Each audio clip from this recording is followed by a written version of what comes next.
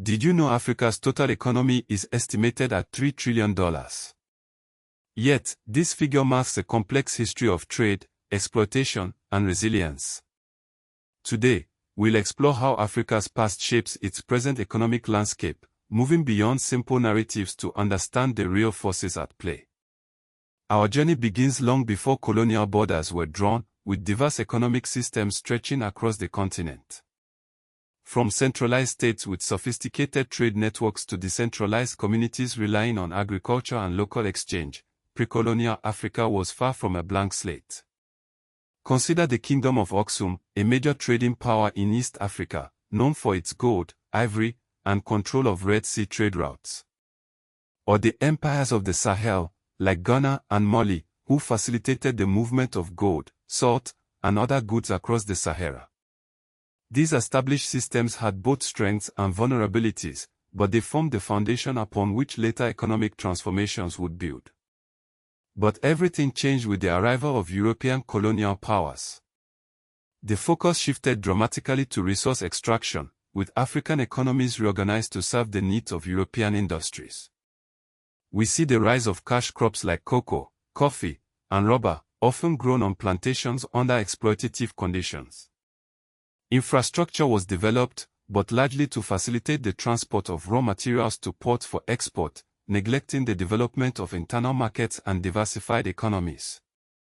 And then there was the devastating impact of the slave trade, an external shock that robbed the continent of productive labor, disrupted social structures, and left a lasting legacy of mistrust and instability. One of the hidden facts is how tropical disease affected European settlement patterns. Areas with higher disease burdens saw less European settlement, which, in turn, influenced the type of institutions and investments that were established. The legacy of colonialism continued into the post-independence era. Many newly independent African nations inherited weak institutions, underdeveloped infrastructure, and economies heavily reliant on commodity exports. Ambitious development plans were often hampered by political instability, corruption, and external debt.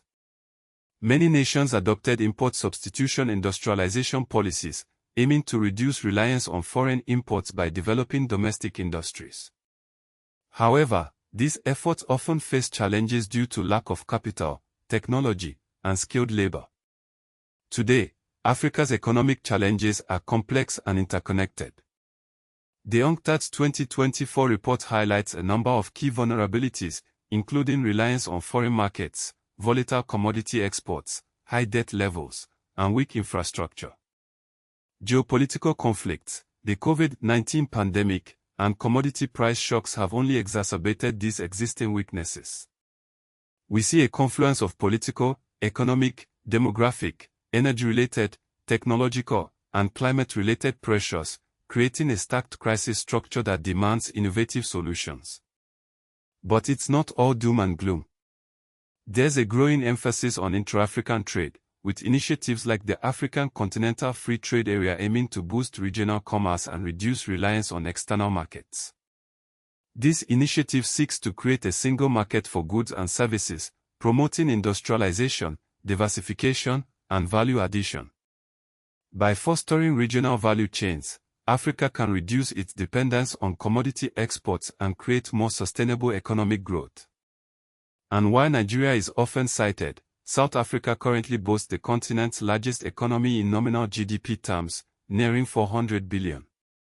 This demonstrates the diversity of economic landscapes across the continent, with different countries following different development paths.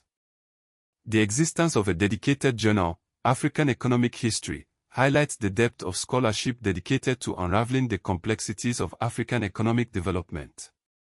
It's a field that recognizes the interaction of deep history and modern global integration, moving beyond simplistic explanations to understand the nuances of the continent's journey. The long-run literature suggests that pre-colonial political organization still matters today. Institutions and administrative capacity can persist across centuries, influencing modern economic outcomes. Therefore, understanding the past is crucial for shaping the future. The legacy of historical trade patterns also continues to shape Africa's economic landscape. The continent's integration into global commerce through slave exports and cash crop systems left a lasting impact, enriching some groups while undermining broader development. Colonial-era settlement and investment patterns were not random. Ecology and disease affected where Europeans lived, which then influenced institutional formation and economic development paths.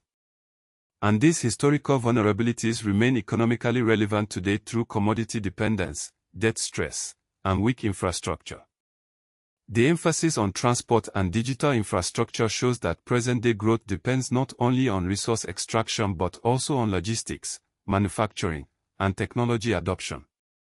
Investing in these areas is crucial for unlocking Africa's economic potential and creating more inclusive growth. The six-part vulnerability framework maps neatly onto current policy debates across the continent.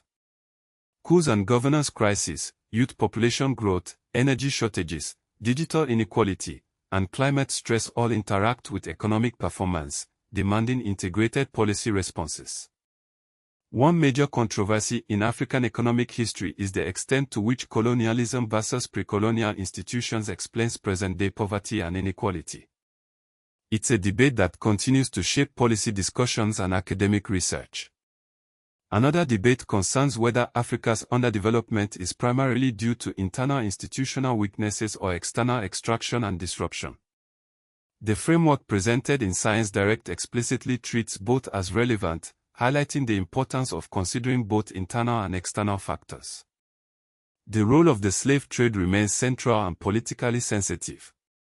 Its economic consequences are often minimized in popular narratives, even though the literature treats it as a foundational external shock. It's crucial to acknowledge the devastating impact of the slave trade on Africa's long-run development trajectory. A further contested issue is the state antiquity argument, which can be used to suggest that Africa lacked strong historical states. While this has been used in modern research, it is also debated because Africa had many forms of statehood, not just one model of empire. It's important to recognize the diversity of political organization in pre-colonial Africa and avoid simplistic generalizations. Another form of suppressed history in public discussion is the tendency to discuss Africa only through crisis narratives. The UNCTAD 2024 report partly counters this by stressing structural vulnerabilities, policy choices, and integration opportunities rather than portraying the continent as economically static or uniformly dependent. The story of African economies is one of both immense challenges and incredible potential. By understanding the interplay of history, geography, and policy, we can move beyond simplistic narratives and work towards a more prosperous and equitable future for the continent. So, what do you think is the most critical factor holding back African economic development today?